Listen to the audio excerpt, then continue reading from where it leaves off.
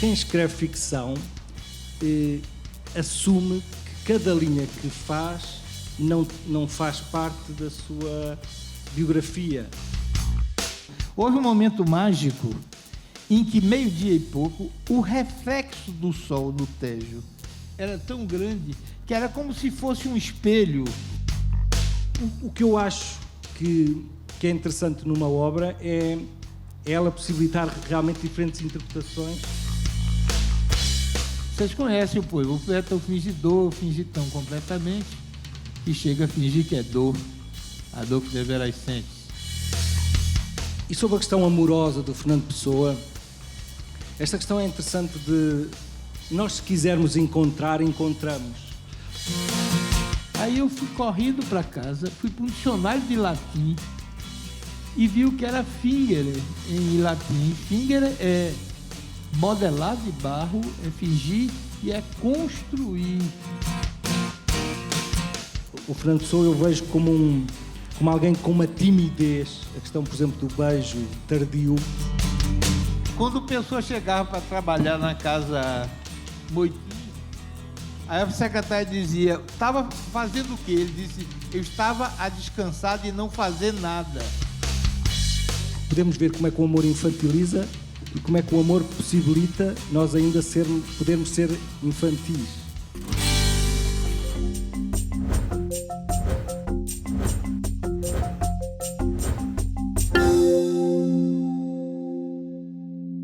Essa mesa transatlântica que vocês estão vendo aqui é uma das alegrias que esse festival me proporcionou. A admiração que eu nutro pelos dois vem de longe. Gonçalo, parceiro do Sempre um Papo já há muitos anos, né, Gonçalo?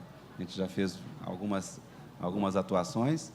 E Zé Paulo, amigo recente e dono de uma história que só ele pode contar. Onde nós vamos começar, Zé Paulo? E eu descobri, Afonso, vou fazer uma revelação surpresa aqui. Opa! Eu descobri o caráter mineiro uma vez, quando eu fui começar uma conferência na João Pinheiro, e eu precisava explicar era sobre globalização, e eu ia explicar numa 10ª de cantoria, num gênero que ganha quem mente mais. Mas como é que eu vou explicar isso ao mineiro? Aí foi que eu aprendi a alma do mineiro por acaso. Eu digo, olha, se eu fosse um cantador e estivesse aqui em Minas, eu ia cantar essa 10ª da maneira seguinte. É um gênero que diz, o que é que me falta fazer mais, se o que eu fiz até hoje ninguém faz? Aí eu disse o seguinte, seria mais ou menos assim se eu fosse cantador e se fosse mineiro. Ensinei escultura ao Aleijadinho. E na bola sempre fui um campeão. Fui guru de Diceu Lopes e Tostão, de Piazza, de Pelé e Ronaldinho. Tiradentes esse eu vi pequenininho, quando veio lá da Rússia para Gerais. E eu bem que lhe disse, olha rapaz, que política é calada e é a mineira, é Juscelino Kubitschek de Oliveira, e o que é que me falta fazer mais? Vai ver. Aí eu descobri que o mineiro é muito parecido com o pernambucano. E essa conversa aqui que eu sugeri a Afonso é o seguinte, você não tem ideia de quem se trata o Gonçalo. A minha editora de Portugal, eu mandei um e-mail, quem é exatamente Gonçalo Tavares? E o diretor lá mandou em uma linha, é o maior escritor português. Então, veja aqui, vocês têm o maior escritor português, e eu queria dizer a vocês que o que é que me levou a escrever a biografia do Pessoa? É porque o Pessoa está muito bem estudado para os iniciados em Portugal, mas a figura humana era um desconhecido. Então, foi em busca desse desconhecido que eu vaguei durante 10 anos, trabalhando pelo menos 4 ou 5 horas por dia. Ninguém acredita nisso, mas é verdade. Mas teve um pedaço dessa aventura que o português não pode entender, que é Pessoa visto por um brasileiro. Então, eu quero começar dizendo que os dois pontos de união entre Brasil e Portugal, na visão de Pessoa, são o sebastianismo, com os redentoristas nordestinos, dos quais o mais expressivo é Antônio Conselheiro, que Pessoa derrama páginas de elogio a ele, e é a pátria-língua, que ele dizia, a minha pátria é a língua portuguesa.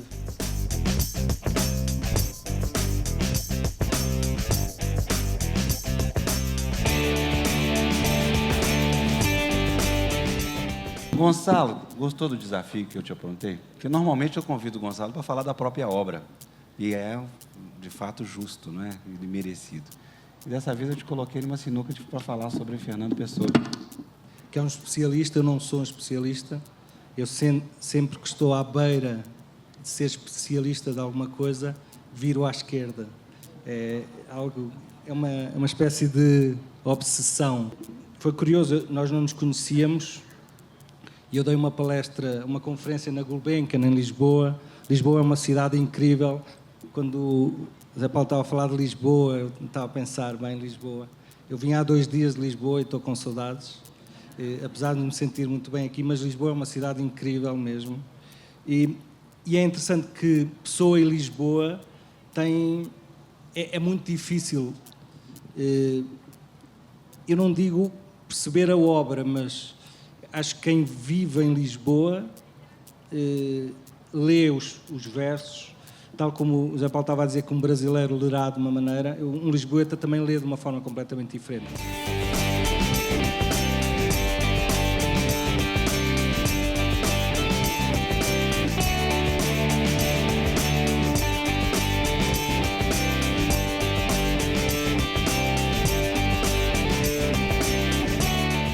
Uma série de autores que são muito autobiográficos. Por exemplo, se quiserem um autor contemporâneo, Knausgaard, um autor nórdico. O Pessoa não é totalmente um autor autobiográfico, é um poeta muito ficcionista, aliás.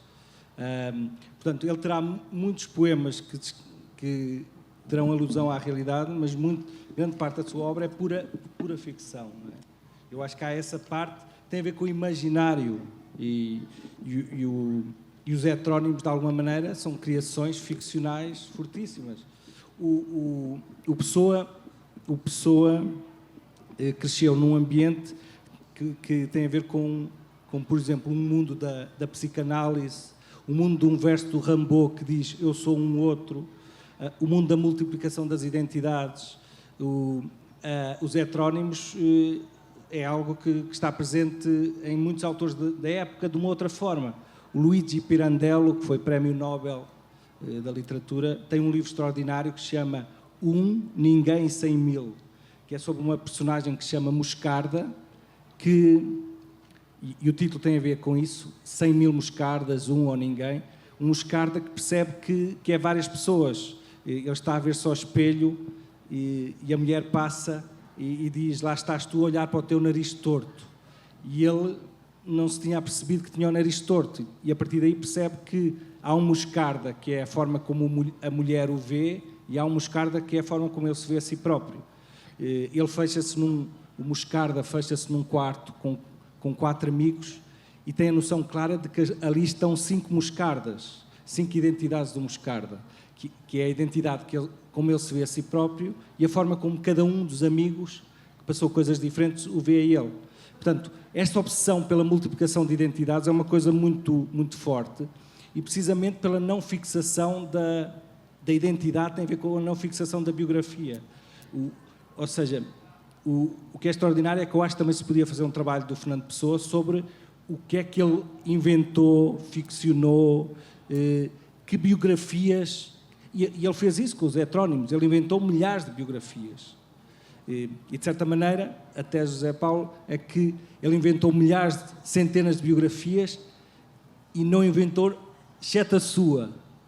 Eu acho que ele muitas das coisas que nós achamos que são questões biográficas podem não ser, aquelas que o José Paulo descobriu estão claras, mas há muito... O que eu acho importante no Pessoa é a obra.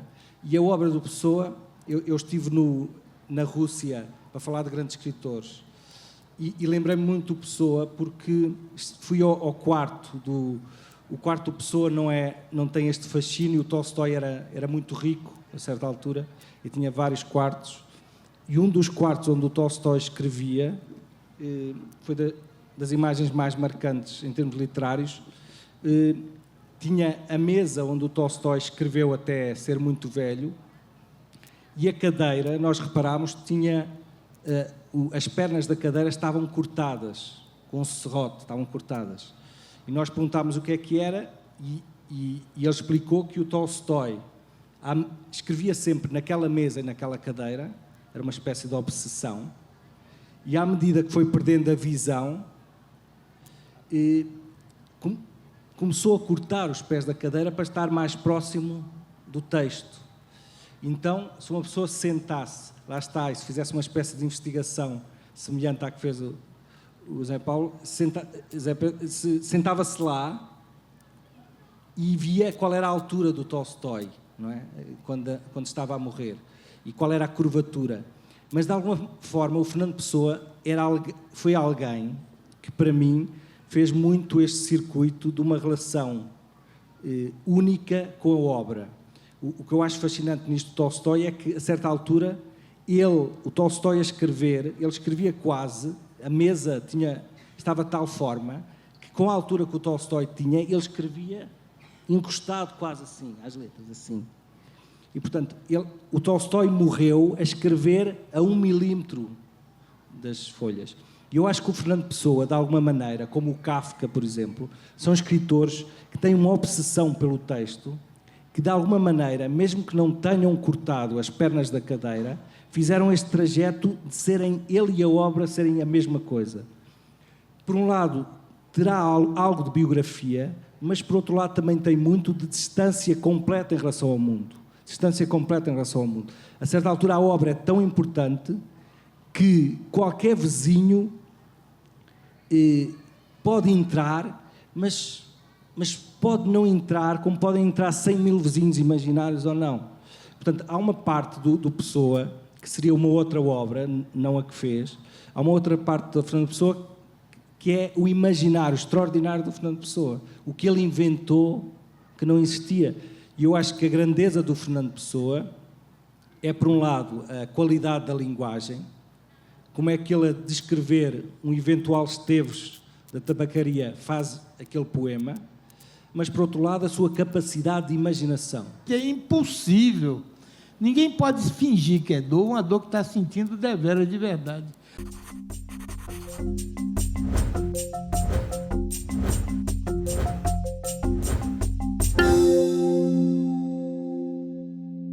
Eu queria dizer algumas coisas, por exemplo, que o português não entende muito. Primeiro, por exemplo, o prato preferido de Pessoa era dobradinha.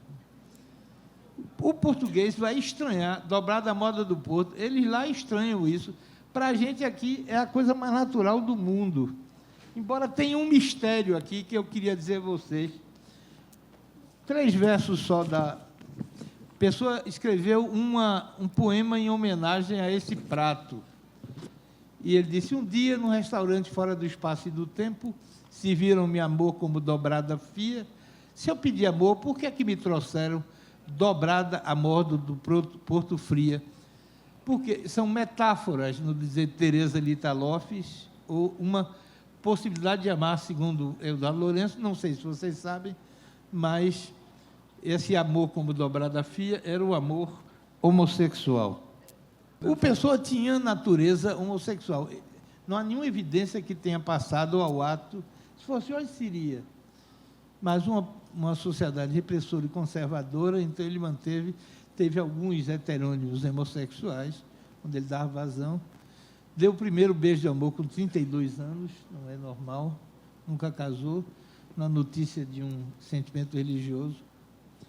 Então, esse poema é uma homenagem ao amor homossexual, segundo os entendidos, mas eu estou falando aqui para meu público, é os não iniciados. Também tem o mistério das... Eu não vou falar muito, porque senão eu vou até amanhã. Eu fiz uma relação breve aqui, para vocês verem como esse negócio é complicado. Automaca é ambulância, Landau é uma carruagem, Americana é um veículo puxado. Houve um momento mágico em que, meio-dia e pouco, o reflexo do sol no Tejo era tão grande que era como se fosse um espelho. Esperei que me abrisse a porta, ao pé de uma parede sem porta, e ouvi a voz de Deus num poço tapado, e cantei a cantiga do infinito numa capoeira. Ora, no Brasil, capoeira, para a maioria das pessoas, é uma luta. Ninguém canta uma cantiga no infinito no meio de um barulho. Mas tem uma segunda acepção de capoeira, que é da minha terra, que é mata. Aí eu digo, olha, isso daqui não é a luta, não, capoeira, luta. Ele cantou a cantiga do infinito numa mata. Só que cada página que eu escrevia, eu contratei um jornalista e um historiador português para rever. Aí o historiador disse, doutor, não concordo, não. Mas por quê? Porque esperei que me abrissem a porta ao pé de uma parede sem porta, a ideia de clausura. Ouvi a voz de Deus num poço tapado, ideia de clausura. E cantei a cantiga do infinito numa mata, isso é ideia de liberdade, é o contrário de clausura. E o que é? Ele disse, é capoeira mesmo. Sim, meu amigo, o que é capoeira? Capoeira em Portugal é uma gaiola fechada, onde se guarda galinhas de capoeira e galos capões. Então, não há maneira de fazer isso. Sem contar um caso que é recente, mas eu vou contar como eu vi, e se completou depois que ele foi publicado, que é o tal que é considerado o verso mais famoso de Pessoa. Essa história muita gente já conhece, mas eu vou contar aqui, que é o poeta é um fingidor, que vocês conhecem aqui, mas eu vou dizer como é que eu cheguei a essa conclusão. Vocês conhecem o poema, o poeta é um fingidor, finge tão completamente, que chega a fingir que é dor, a dor que deveras sentes. Como aparentemente nem todo mundo conhece, eu vou completar. E os que leem o que escreve, na dor linda sentem bem, não as duas que ele teve, mas só as que ele não tem. E assim na escala de roda, gira a entreter a razão, esse comboio de cordas que se chama coração.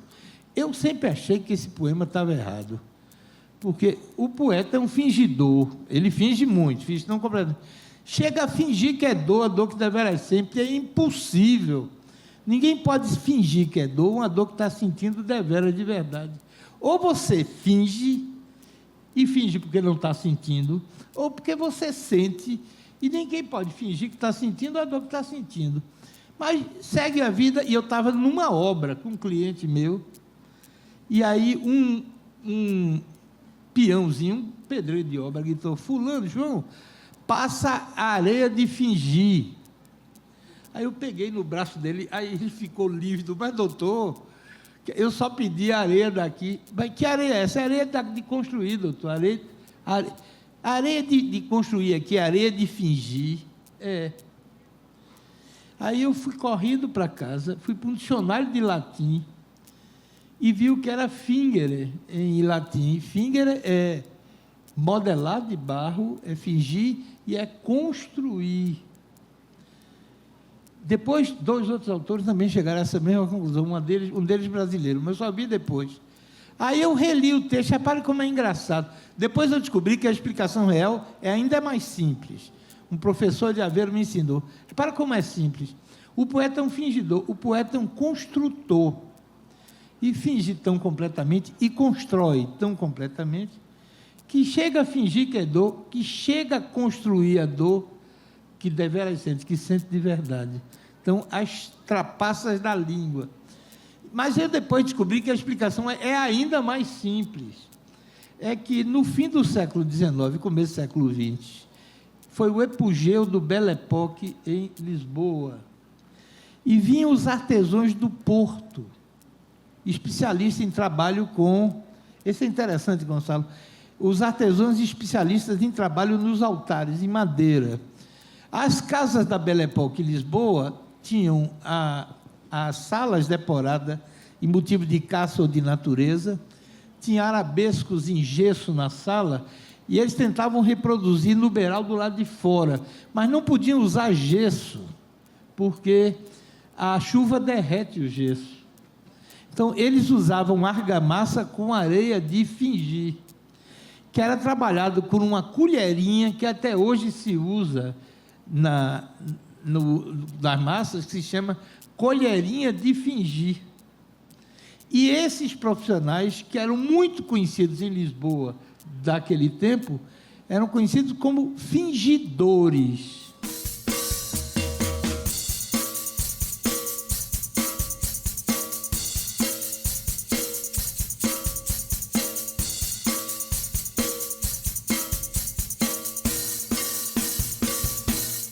Sobre a homossexualidade, o Fernando Pessoa era muito divertido.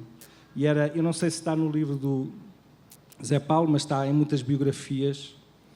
Há um poeta contemporâneo que era o António Boto, que era muito amigo que o Fernando Pessoa, não era muito amigo, mas de alguma maneira o Fernando Pessoa fez.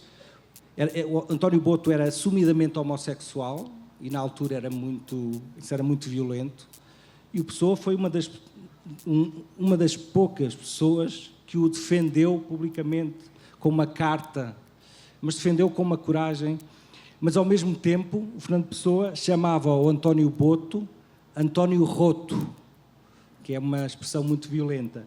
E ele tem o Fernando Pessoa tem uma observação numa determinada altura, que também mostra a ironia em relação à homossexualidade, em que vê o António Boto com um marinheiro, e o Fernando Pessoa escreve: o António Boto hoje vai comer peixe. Este tipo, eu não sei se percebem do marinheiro, não é? O Pessoa tinha esta coisa de ao mesmo tempo, ironizar com a homossexualidade, etc. Portanto, é difícil. O que eu acho que é interessante numa obra é ela possibilitar realmente diferentes interpretações e não querer, e a biografia não ser eu acho que para mim a biografia nunca é o centro. Eu por exemplo, trouxe para Minas Gerais um livro do Céline. O Céline, por exemplo, foi um fascista absolutamente ignóbil, foi responsável diretamente por um fuzilamento, era anti-judeu de uma forma muito vil, e é um escritor extraordinário.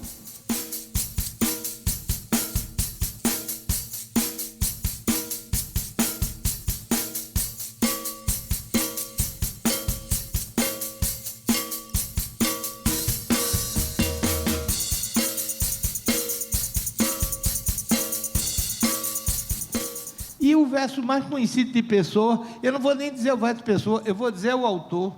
Em 1898, Antônio Corrêa de Oliveira escreveu cantigas que começam dessa maneira: ó ondas do mar salgado, de onde vos vem tanto sal? Vem das lágrimas choradas das noivas de Portugal. Que é praticamente o começo do mensagem, o mar português mais conhecido de Pessoa: ó mar salgado, quanto do teu sal, são lágrimas de Portugal, por te cruzaram e tanta mãe choraram. Então, que ele não se sinta assim tão ultrajado.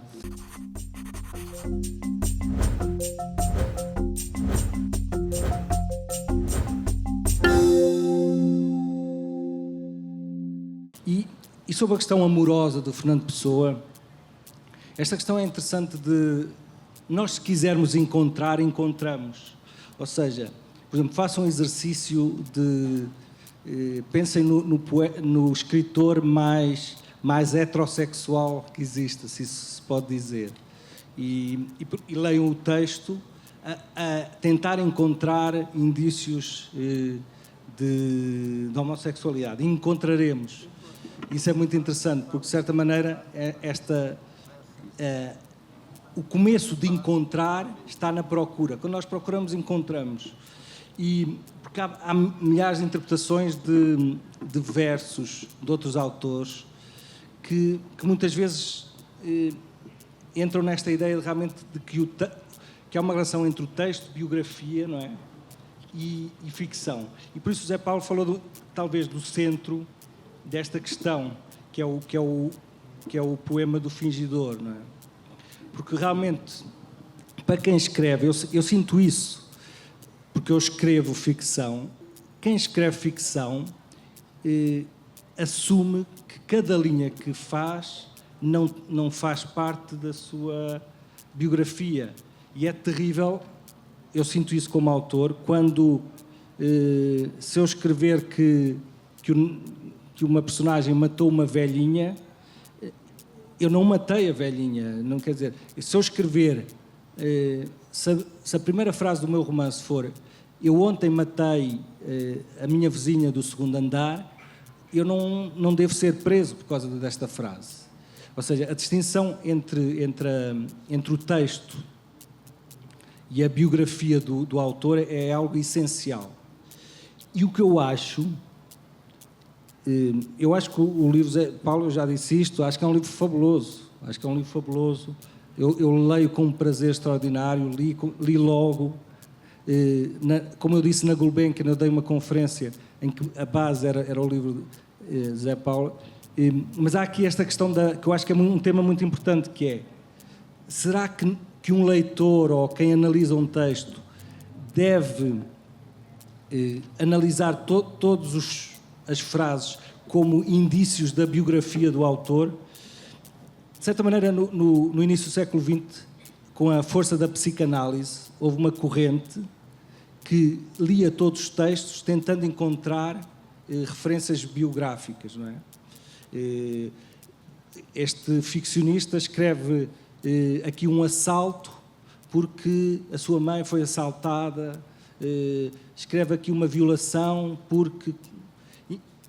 E houve depois uma reação da análise literária que rejeitou por completo a questão biográfica. De certa maneira, o livro de José Paulo coloca-se na questão de, como ele diz bem, o que ele queria era conhecer quem é o Fernando Pessoa, quem é esta pessoa, não é?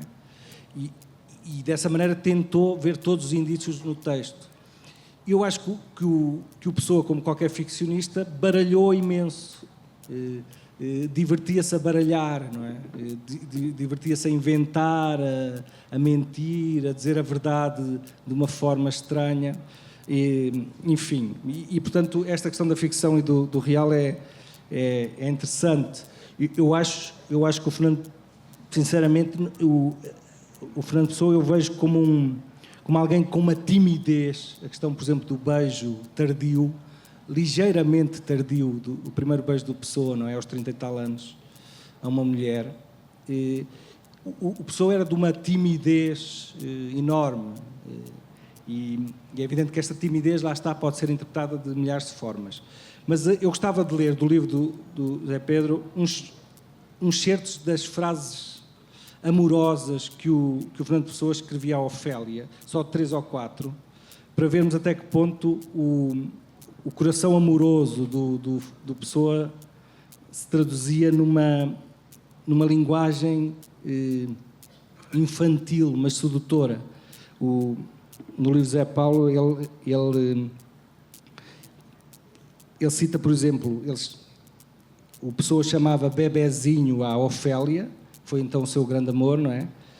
Chamava bebé anjinho, bebé fera, terrível bebé, bebé pequeno, e tinha expressões do tipo bebé pequeno e atualmente mau. Portanto, o Fernando Pessoa começava cartas a dizer bebé pequeno e atualmente mau. Reparem, isto, que parece uma coisa banal, como é que ele consegue estar a escrever uma carta amorosa e fazer uma coisa que é literariamente muito bom, bebé pequeno e atualmente mau.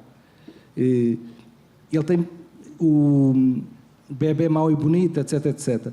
E tinha, por exemplo, frases do género: eu venho escrever-te alguma coisinha porque não posso passar já sem te escrever qualquer coisinha. Estas coisas meio infantis, ele tem, citando aqui, e vem da célebre frase, todas as cartas são ridículas, não é? Dos versos. O Fernando Pessoa escrevia para a Ofélia, dizendo: bebezinho do nininho ninho, venho só que vê para dizer ao bebezinho que gostei muito da catinha dela. Ele escrevia como um bebé fala, não é? E pensarmos o Pessoa, que era provavelmente um dos cérebros mais brilhantes, não é, do século, a escrever bebezinho. Isto é muito interessante porque como é que o amor infantiliza como é que o amor, podemos ver como é que o amor infantiliza e como é que o amor possibilita nós ainda podermos ser infantis.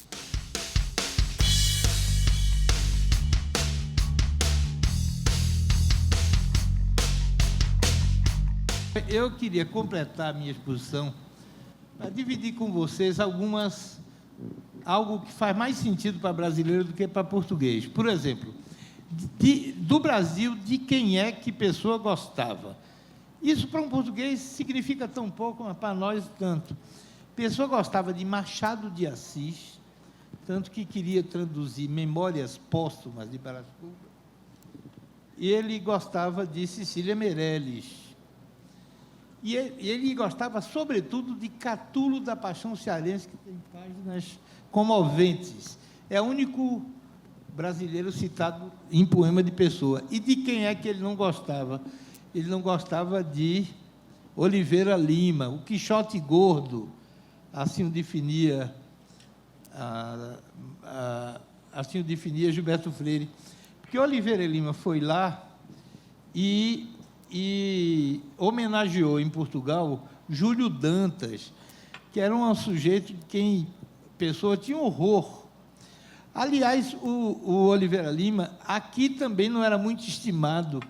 Há duas passagens de Emílio de Menezes que mostram bem isso.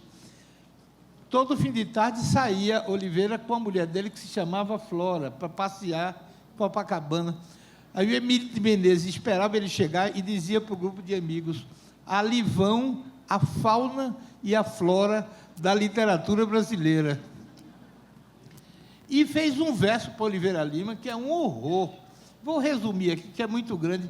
Chama-se O Plenipotenciário da Facúndia. O resumo é o seguinte: de carne mole e pele bobalhona, ante a própria vaidade se extasia. Sendo oliveira, não dá azeitona. Sendo lima, é quase melancia. E assim se conta essa figura estranha. São 1000 léguas quadradas de vaidade por centímetro cúbico de banha. Aí vamos, por exemplo, quando a pessoa chegava para trabalhar na casa Moitinho, aí a secretária dizia: estava fazendo o quê? Ele disse: eu estava a descansar e não fazer nada. Que isso é, na essência, um poema de um pernambucano, Nascimento Ferreira, chamado Filosofia, que eu não sei se vocês sabem, que era o lema dele. Na hora de comer, ninguém conhece isso aqui? Isso é um absurdo. Isso era o lema de Afonso: hora de comer, comer. Hora de beber, beber. Hora de dormir, dormir. Hora de vadiar, vadiar. Hora de trabalhar, pernas pro ar que ninguém é de ferro. Pois bem, aí vem ele e diz o seguinte, escreve nos poemas em conjuntos para dizer adeus, que é o bilhete de suicídio que Torquato Neto escreveu e mandou para Edu Lovo. Eu liguei para Edu e Edu disse: eu não percebi que era um bilhete de suicídio, eu pensei que fosse uma letra de música que ele musicou e que vocês conhecem bem. Adeus, vou para não voltar, e onde quer que eu vá, sei que vou sozinho. Vem, nem que seja só, para dizer adeus. Quer dizer, para dizer adeus para um português não quer dizer nada, para nós quer dizer tudo. Aí vamos agora começar ele diz: olha que saudade que eu tenho, que é Casimiro de Abreu, com memória dos meus 8 anos, da aurora da minha vida, da minha infância querida. Agora, vamos começar com o mineiro. Eu, antes de começar isso, viu, Gonçalo, eu queria dizer o seguinte: o pessoa não pode se sentir tão ofendido assim, não, que ele era useiro e vezeiro de usar inspirações de outros autores. E o verso mais conhecido de Pessoa, eu não vou nem dizer o verso de Pessoa, eu vou dizer o autor. Em 1898, Antônio Corrêa de Oliveira escreveu cantigas que começam dessa maneira: ó ondas do mar salgado, de onde vos vem tanto sal? Vem das lágrimas choradas das noivas de Portugal. Que é praticamente o começo do mensagem, o mar português mais conhecido de Pessoa: ó mar salgado, quanto do teu sal, são lágrimas de Portugal, por te cruzarem, tanta mãe choraram. Então, que ele não se sinta assim tão ultrajado.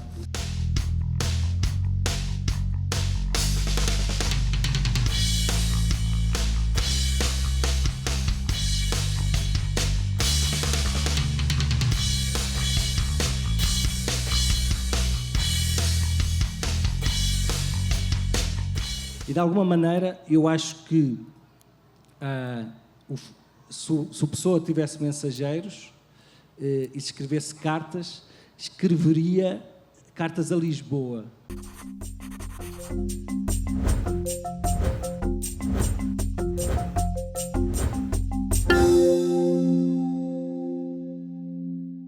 O que eu acho que o Fernando Pessoa conseguia é, através de uma racionalidade extrema, chegar a questões afetivas. Do Guardador de Rebanhos, uns versos que devem conhecer, são talvez dos mais notáveis em termos de lógica puramente racional e afetividade. Ele tem 3 versos. O primeiro é, deste certo: o Tejo é mais belo que o rio que corre pela minha aldeia. Segundo verso: mas o Tejo não é mais belo que o rio que corre pela minha aldeia. Ou seja, o segundo verso nega o primeiro, é exatamente igual ao primeiro verso, só tem mas o Tejo não é mais belo. Terceiro verso: porque o Tejo não é o rio que corre pela minha aldeia. O Tejo é mais belo que o rio que corre pela minha aldeia, mas o Tejo não é mais belo que o rio que corre pela minha aldeia, porque o Tejo não é o rio que corre pela minha aldeia. Ele, com 3 versos, consegue dizer uma coisa e o seu oposto, e nós, com o terceiro verso, percebemos perfeitamente porquê. E, além disso, com 3 versos totalmente racionais, ele consegue transmitir um sentimento de ligação à terra muito grande. Mas reparem, nesta discussão de puro prazer, por exemplo, o que o José Paulo disse é muito importante. Descobriste várias coisas muito importantes porque tinhas a ideia de que tudo o que a pessoa escrevia era uma declaração da realidade. Isso também. É? Isso também. Aí você vai morrer de... Isso também. Sabe por quê? Então, o Tejo é mais belo que o rio que corre pela minha aldeia. Mas o Tejo não é o rio que corre pela minha aldeia. Qual é o rio da aldeia de Caeiro? O Tejo. O Tejo, os autores portugueses não perceberam isso. O rio de Caeiro era o Tejo.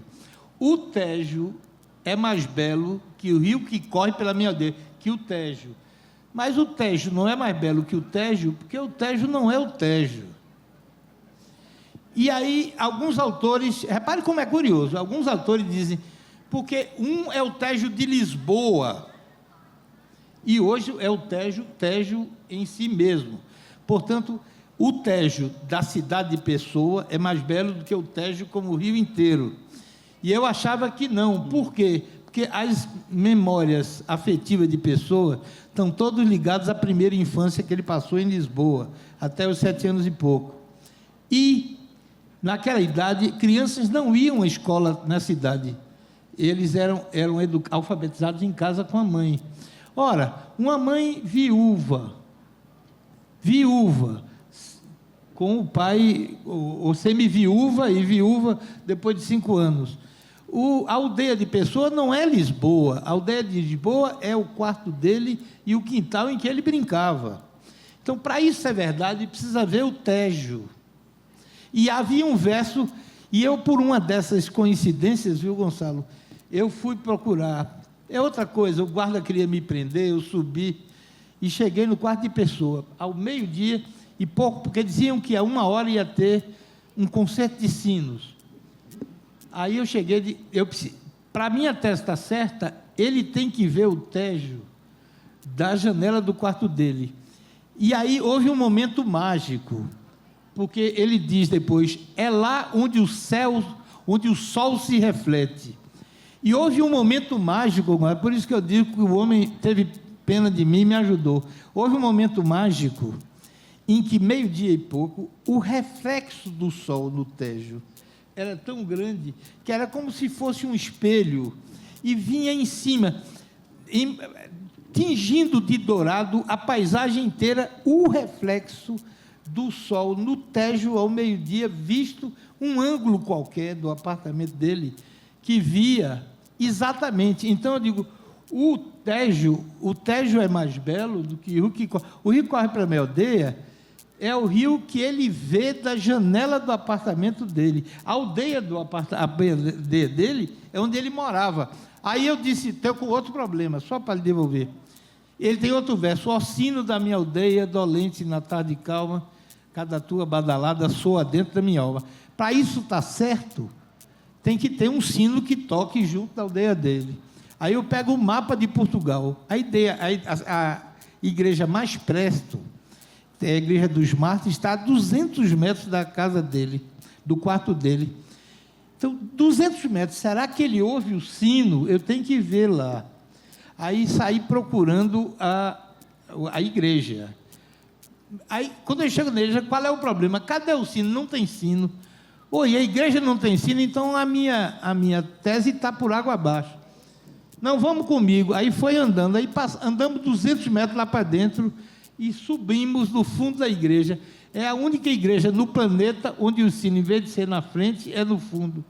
E o sino badalava onde? Quando eu cheguei na janela, no sino, olhando assim, não dava nem 30 metros, estava a janela do quarto de Pessoa.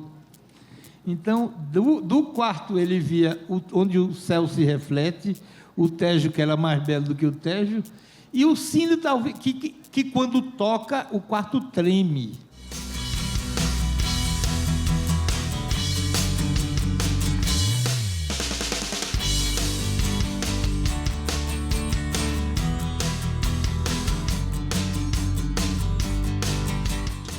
Eu queria só dizer que o Pessoa tem uma parte também familiar e eu gostava de contar um conto rapidamente de um autor italiano que se chama Dino Bussati, que escreveu um conto chamado Sete Mensageiros e que tem a ver um pouco com o Pessoa, com o Kafka, com o Tolstói, com esses grandes escritores que de alguma maneira tudo o que façam e por muito que avancem não saem do seu centro.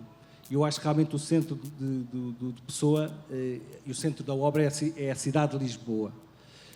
Ou seja, de alguma forma era interessante também pensar-se em fazer uma biografia da cidade de Lisboa, uma história da cidade de Lisboa, porque se calhar também íamos ter muitas revelações sobre o Pessoa. Mas o conto, o que é? O filho do imperador do reino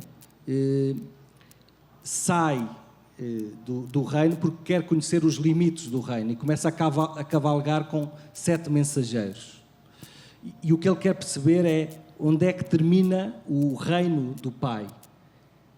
E ele começa a cavalgar, sai do palácio com 7 mensageiros, manda ao primeiro mensageiro a dizer que já cavalgaram 1 mês e ainda não viram os limites do reino do pai. Depois manda ao segundo mensageiro a dizer, passado 10 anos, já cavalgámos 10 anos, mas ainda não encontramos os limites do teu reino. Portanto, ele manda sempre mensagens ao pai, a dizer que está a afastar-se do palácio do pai, mas ainda não encontrou os limites do reino do pai. Ou seja, o ponto a partir do qual ele sai do reino do pai. E o conto termina com o filho do rei a cavalgar e a mandar o último mensageiro. O filho já está com cabelos brancos e manda uma mensagem que é quase absurda. Uma mensagem a dizer: pai, esta carta, quando a receberes, provavelmente eu já vou estar morto, porque estou muito velho. E é absurdo, porque se ele está a morrer, o pai ainda é muito mais velho. Mas termina a dizer: escrevo-te esta carta só para te dizer que continuo a cavalgar e ainda não encontrei os limites do teu reino. Isto é muito bonito, porque de alguma forma o reino pode ser Deus, não é? Por exemplo, para um crente, de alguma maneira podemos cavalgar, afastar-nos do centro e não sairmos dos limites do reino, mas também pode ser verdadeiramente o Pai, não é? Eu acho que por muito que cavalguemos, nunca vamos sair dos limites do reino do Pai. E de alguma maneira, eu acho que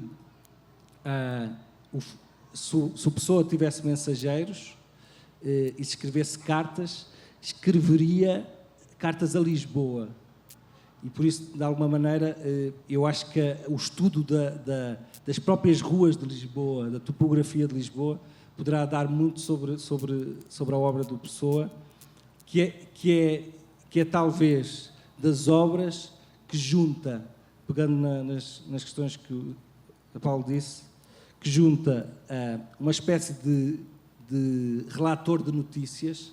O Pessoa está a ver e está a descrever como se fosse um jornalista, junta linguagem absolutamente invulgar, de classe, ao nível de Padre António Vieira, que era a grande referência do Pessoa, e junta, em último lugar, uma imaginação absolutamente extraordinária, uma capacidade de invenção absolutamente extraordinária.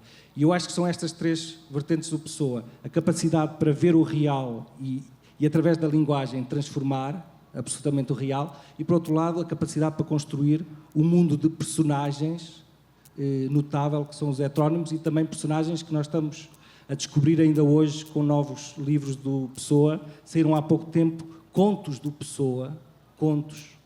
Não se fazia ideia que o Pessoa tinha escrito contos, com personagens, absolutamente extraordinários. E, portanto, de alguma maneira eu queria deixar essa questão de alguém que descreve muito bem a realidade, mas não seria o Pessoa se só tivesse escrito a realidade. Isto é o que me parece. Ele tinha um imaginário absolutamente extraordinário e depois tinha uma linguagem, tratava o português como se fosse a mais bela das princesas. E isso é impressionante. E o que é terrível também, o que eu acho que é terrível que se está a fazer ao Pessoa, é que estão a editar, a certa altura começam a editar coisas que o Pessoa escrevia num guardanapo, coisas que eram muito más. Editaram-se pequenos textos do Pessoa que são muito maus, que o Pessoa nunca editaria. E isto é terrível, porque, de certa maneira, também não respeitar a qualidade do português do Pessoa, não é? Então, com vocês, para minhas despedidas, Soneto da Mágoa. Pessoa: se soubesses com que mágoa eu uso esse terror de amar-te sem poder, nem dizer-se que te amo de confuso, de tão senti-lo, nem o amor perder. Se soubesses com que ódio a não saber, falar-te do que quero me escuso, aí entro eu, entenderias que nesse escrever revivo a alma de um poeta luso, porque te amo como quem te odeia, como se o Cristo, ao fim daquela ceia, beijasse o rosto do seu traidor, e te desprezo como quem tonteia, como se o sal que corre em tua veia fosse a semente desse nosso amor. Muito obrigado.